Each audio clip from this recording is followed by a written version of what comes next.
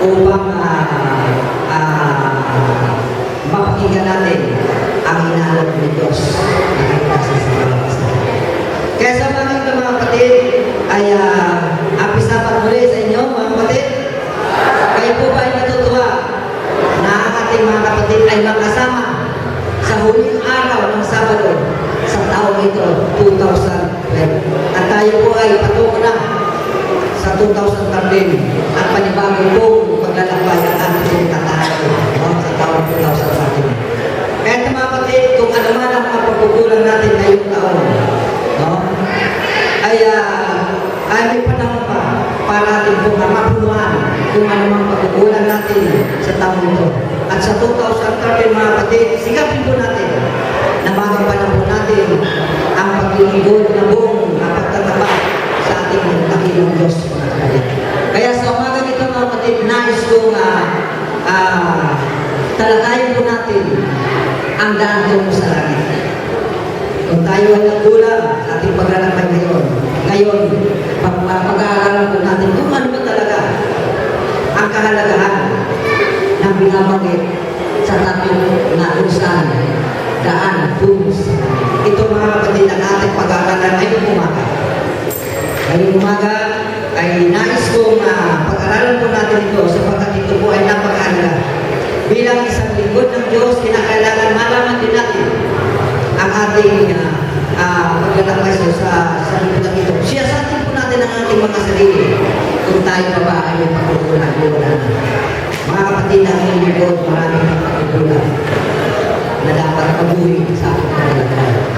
Lagi ko sa inyo mga kapatid, siguro ang iba sa inyo ay talagang okay na ang paglalakbay. Subalit siyasatin po natin ang ating mga sarili kung tama pa ang ating paglalakbay sa sarili natin.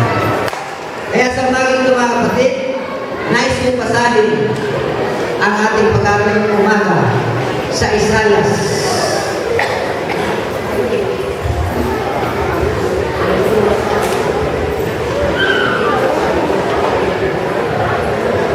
Isaias 35, talata 9 hanggang 11. Dito po natin hihimay-himayin at pag-aaralan ang nakasulat dito yung Propeta Isaias na ito po ay may kinalaman sa ating paglalakbay sa kaya ito po ang napili ko sapagkat panibagong paglalakbay naman ang ating tatahanan sa 2013. Kaya nais ko po pag-aralan natin po ito sa Isaias.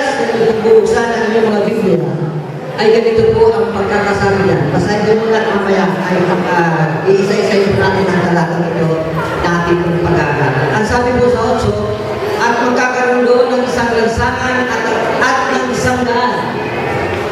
At tatawagin ang daan ng kabanalan. Ang marumi ay hindi daran doon, kundi magiging sa kanyang bayan.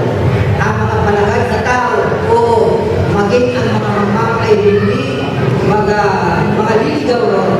Talatang 9. 9, ang sabi ko, hindi na makakaroon ng liyo doon o sasapaman doon ang anumang mabangis na hayop, hindi masusupungan doon, kundi ang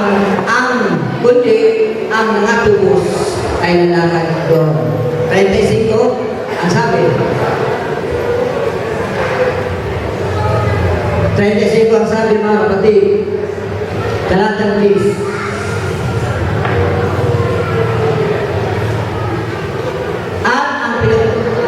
Pinagtutubos ng Panginoon ay magbabalik at magsisiparong nag-aawitan sa Sion. At walang hanggang kagalakan ay mamakas sa kanilang paulo. Sila ay magtatabong ng kasiyahan at kagalakan at ang kapaglawan at ang pagtututong niya ay lumapapagod. Manalangin tayo mga kapatid. Mapagpala namin Diyos sa umaga ito. Tulungan kami na mapag-aralan ang mga salitang ito. Nawa, kasiyang kami at pupusin kami ng Banal na Espiritu ang bawat isa sa amin upang mag-aralan ito po nawa ay mali sa kabuhayan at ito po ay magbigay sa amin ng buhay na walang hanggan. Maraming po salamat o Diyos tulong sa aming dalangin sa pangalan ni Jesus. Amen. Ito po ang mga talatang ito ay umpisa po natin, isa-isa po natin ang talatang ito.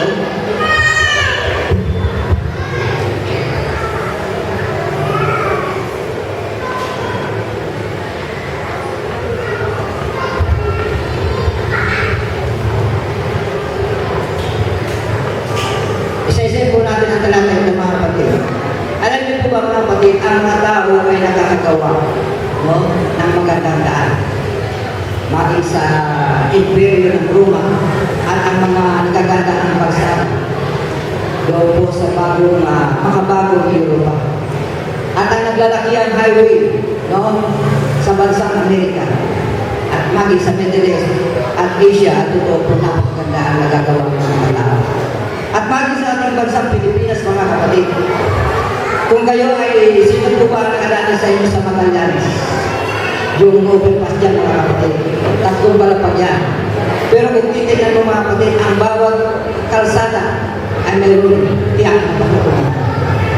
Na mga kapatid, tiyak na patutungan. At maging sa ating dito po sa Las Piñas, sa ating Luzon ng Las Piñas.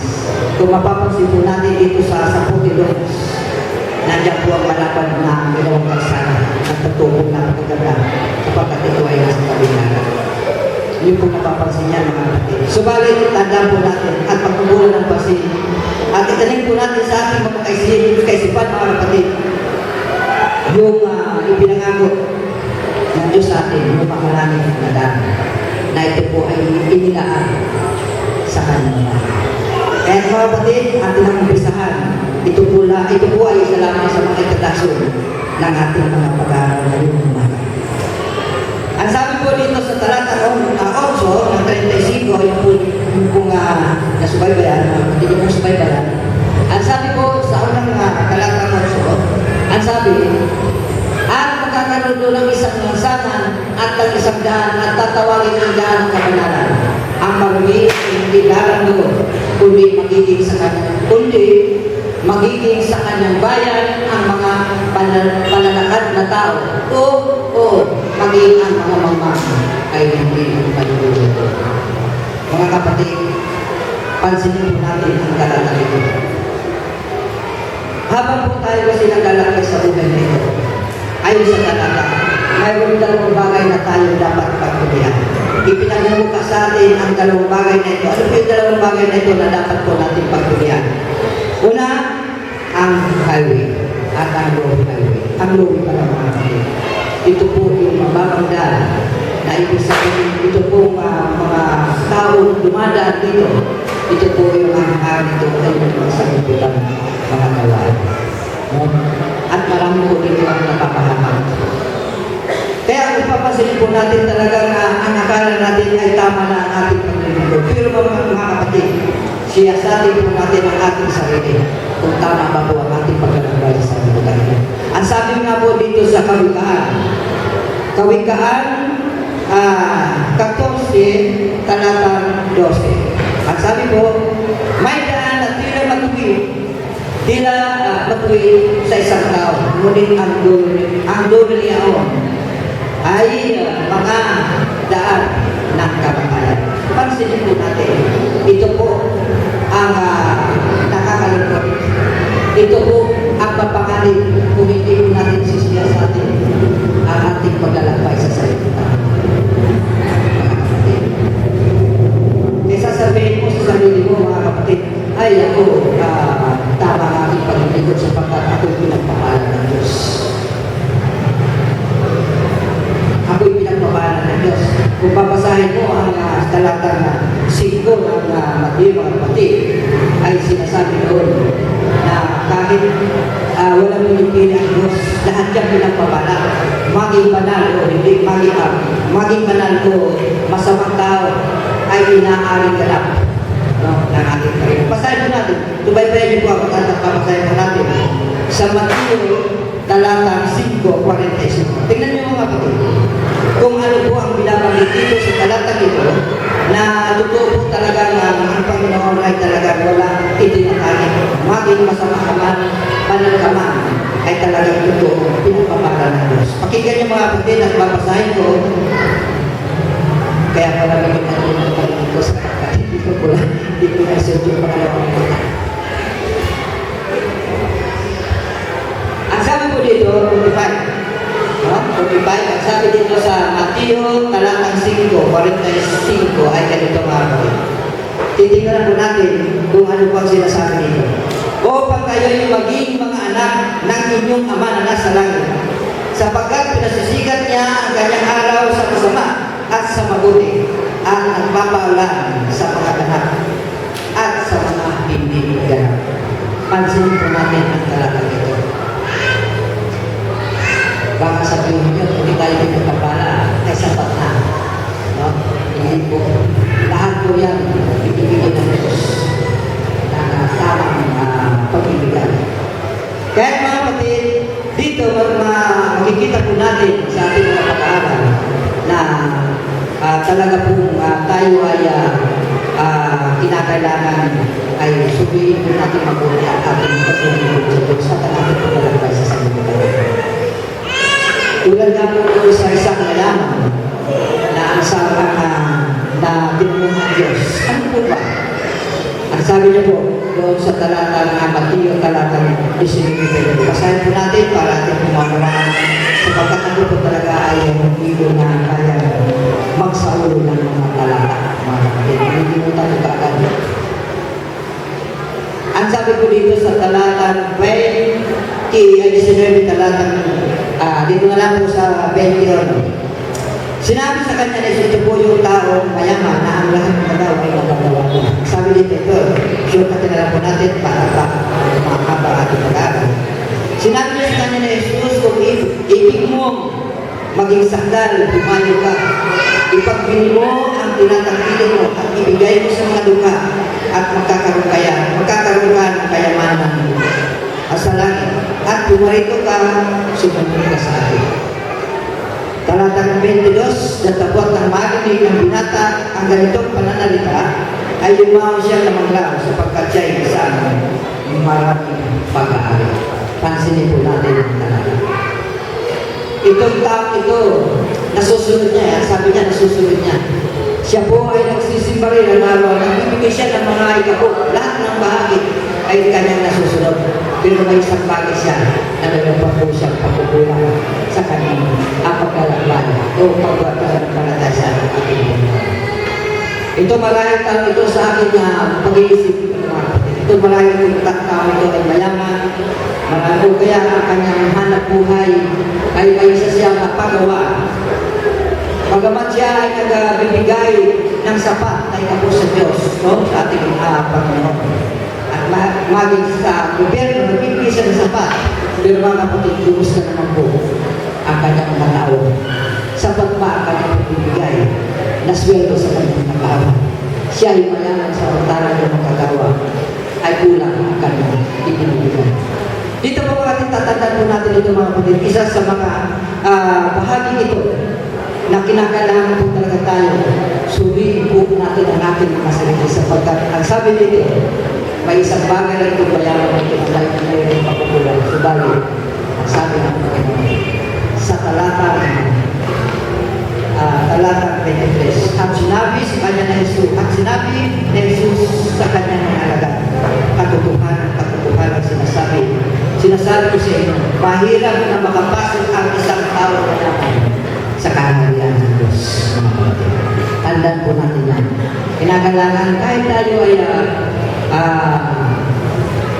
hindi mayaman, mga kapatid. Kahit hindi tayo mayaman, kinakailangan patas ang ating pagbibigyan sa ating. Dito kasi marami ang tao na nandun na po ang kanyang pagbibigay na ikapo, sisimpa po siya, lahat ginagawa niya. Ngunit napukulang dapat sa sasambayan sa kapwa ng tao. Yung po ang isang bagay na dapat suriin po natin ang ating mga sarili kapag tayo ay naglilingkod sa Diyos, no, mga kapatid.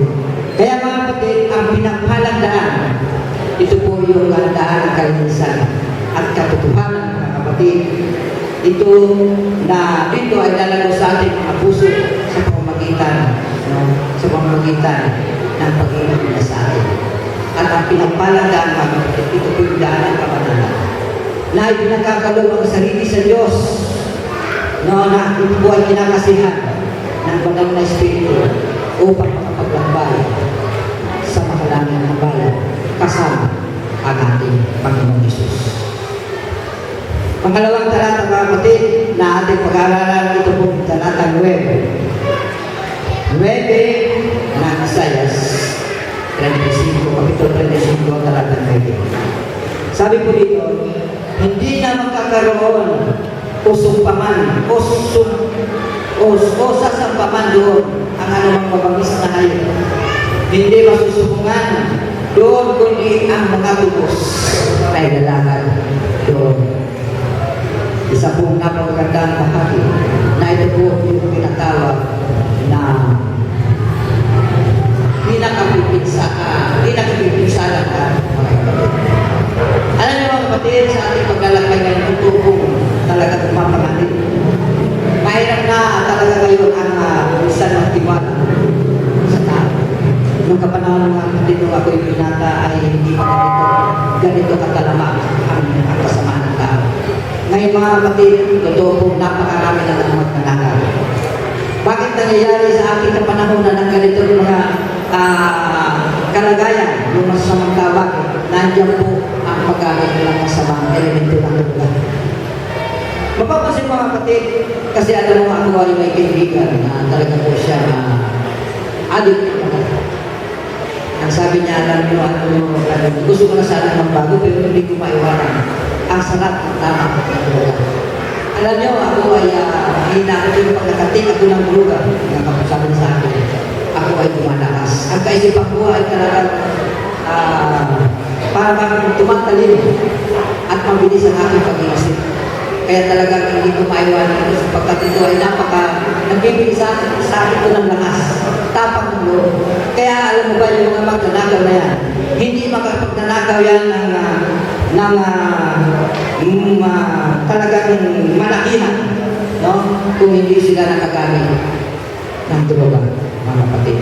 Ito po ang isa sa mga nagpapalakas sa mga magnanakaw, yung pagkagamit ng droga. At minsan mga kapatid, hindi lang pagnakaw, nang gagahasa pa po sila. Pag sila ay pumasok sa isang tahanan at ng laban at nakita mo ang babae, maganda, kahit matanda, bata, talupata, at maging bata na walang pamuha tungkol sa mga bagay sa laman, ay ginagahasa pa nila. Ganun po kasama ang tao ng mga kapatid. Ganun kasama ang tao. Kaya, hindi pa sila nakontento mga kapatid. Ano pang ginagawa nila? Minsan, talagang karimalimal o karumalduman ang pagpatay sa mga kababaihan. No? Minsan ginapagsak pa nila ng halpas ang lulubasan mga kapatid.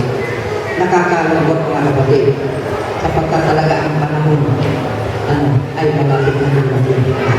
Sapagkat ito ay nangyayari mga kapatid. Kaya, ano po ba ang dahilan? Bakit nagkakaganito ang ating mundo? Sapagkat nasabi nga po sa 1 Pedro, talatang 5:8, si Satanas ay nakalyo para makahanap ng dagang masasila. Tanda po natin mga kapatid, ang siya ang diablo ay pinipigil hanggang siya ay mayroon pa natitirang kapangyarihan. At ang kapangyarihan ay gagamitin sa mga tao nais ng maisama niya sa kanyang kaharian. No? Yung kaharian din ang si Satanas mga kapatid.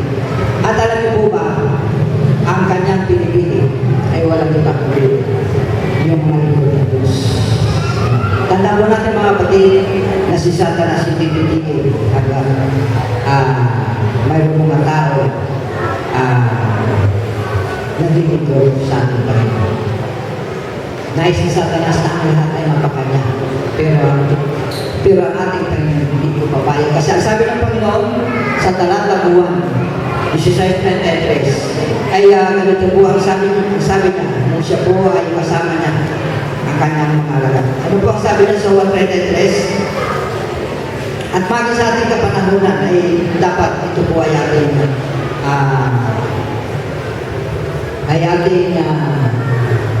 maisa ng buhayan. Ang sabi niya, talatang 16, Pedro 16, talatang 33. Ang sabi niya, ito ay sinalita ko sa inyo upang kayo'y magkaroon sa akin ng kapayapaan. Sa sanglibutan ay mayroon kayong kapighatian. Ngunit ang sabi niya, laksan ninyo ang loob aking pinay ang sanglibutan. Mga kapatid, ang Panginoon ang siyang pupunta sa bawat isa atin habang po tayo naglalakbay sa sanglibutan ito. Hindi niya tayo papabayaan kung tayo ay patuloy na nananampalataya at nagtitiwala sa ating Diyos na mananalang, mga kapatid.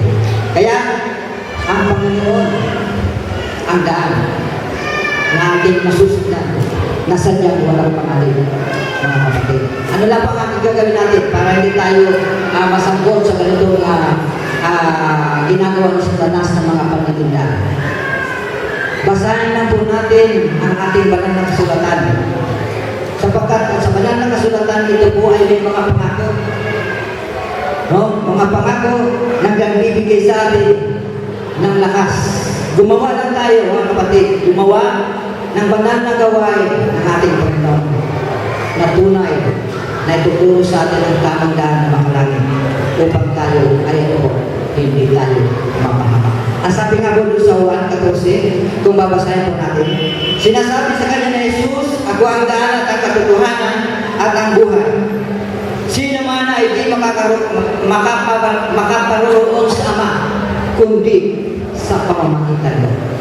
Mga kapatid, ito po ang tanda po natin itong talatang ito sapagkat walang ibang mamamagitan sa atin ang ating Panginoon Jesus lamang, ng kapatid. Ito po ang isa sa mga pinakapipinsalang daan habang po tayo ay naghihintay sa kanyang ikalawang pagbalik. Sa ikatlo, mga kapatid, itong talatang 10 ng Isaias, ating pong basahin ulit. At ang pinagtutubos ng Panginoon ay magagbabalik at magsisiparoon nag-aawitan sa Siyon at walang hanggang kagalakan ay mapapasa kanilang mga ulo. Bawat tahanan ay mabuting ito. Ito po ay nag-aakay sa mabuting tahanan. Mapapansin niyo, mga kapatid, na bagamat ang ating nilalakaran ay bako-bako, matirik, lahat ng kahirapan ay mararanasan natin. Mararanasan natin, mga kapatid. Pero marahil iniisip natin kung tayo ay nagdadaan ng ganito, marahil iniisip natin at talagang iisipin natin na ito marahil ang mga likang daan patungo sa langit na bayan na inaano sa ating Diyos. Kahit gaano kalaki, kahit gaano kalaki gabundok ng mga pagsubok, mga kapatid. Ang ating aakyatin, lambak, na mga pagsubok ang ating maranasan. Totoo po talaga tayo mapapagod. Totoo tayo napapagod sa mga ganong kalagayan. Kahit na po magkasugat-sugat ang ating mga paa, tandaan po natin, kung tayo ito po ay hindi mahalaga. Ang mahalaga ay yung mga pagsubok sa ating kusang na daan. Kung ito po ay pinagpapatuloy natin hanggang sa matapos natin ang ating lakas. Ang sabi nga po ni Pedro ay ni Apostol Pablo. Ni Apostol Pablo sa Mateo 2:20, ang sabi niya 4:7, ay ganito po ang sa kanyang sinabi. Mga kapatid, ano po ang kanyang sinabi dito sa 4:7 ng 2:20? Sabi na, nakipagbaka ako ng mabuting pakikipagbaka. Natapos ko na ang aking takbo, iningatan ko ang aking pananampalataya. Ito po ang sinabi dito ni Apostol Pablo. Taas ang sinabi niya, iningatan niya ang pananampalataya. Kayo po ba, kung nararanasan natin ang mga kahirapan, naalala niyo po ba ang Diyos? Mga kapatid. Ang sabi nito ni Apostol Pablo, iningatan ko ng mabuti ang aking pananampalataya. kung titingnan po natin yung buhay ni Pablo nung siya ay tawagan ng Diyos, isa po siya sa mga nag-uusik ng mga banal, no? Ng mga banal na naglilingkod sa ating Panginoon. No? Lahat ay tumatamasa siya ng katuwaan, kasiyahan, no? Na hindi niya iniisip na yung kanilang ginagawa ay hindi ayon sa kalooban ng Diyos, kung ito ay gawain ng isang tao. Kaya nga mga kapatid, itong si Apostol Pablo nung tawagan ng Diyos, kinalimutan niya lahat ang masamang mga gawain. Kahit naranasan niya na siya ay saktan, ikulong, lahat naranasan niya mga kapatid kung siya buhay ng lingkod ng Diyos, binaliwala niya. Binaliwala niya ang lahat na ito sapagkat nais ni Pablo na maisa katuparan niya at maabot ang pamantayan ng Diyos. No, mga kapatid, maabot ang pamantayan ng Diyos na ipinagagawa sa kanya. Kaya sabi niya, tinapos ko na ang aking mga takbuhin at inihatag ko ang pananampalataya. Kaya nga mga kapatid, sinabi niya rin dito, sinulat niya rin dito sa 2 Corinto 4:17, mga kapatid, ay sinabi niya ng ganito, ito po ay isang pampalakas sa atin kung tayo ay nakakaranas ng mga ganito mga pagsubok, mga kapatid. Tingnan niyo mga kapatid sa 4 talatang 17. 4 talatang 17, ang sabi po dito mga kapatid ay ganito. 2 Corinto, yung pala na ako na dyan. Sapagkat ang aming mag-aang kapigatian na nasa isang sandali lamang ay siyang gumagawa sa amin lalong bigat na kalulatiang walang hanggan. Pansinin po natin mga talata, mga kapatid. Tayo po talaga, tulad ng sinabi ni Apostol Pablo, tayo lahat ay makakaranas ng mga kahirapan, mga kapigatian.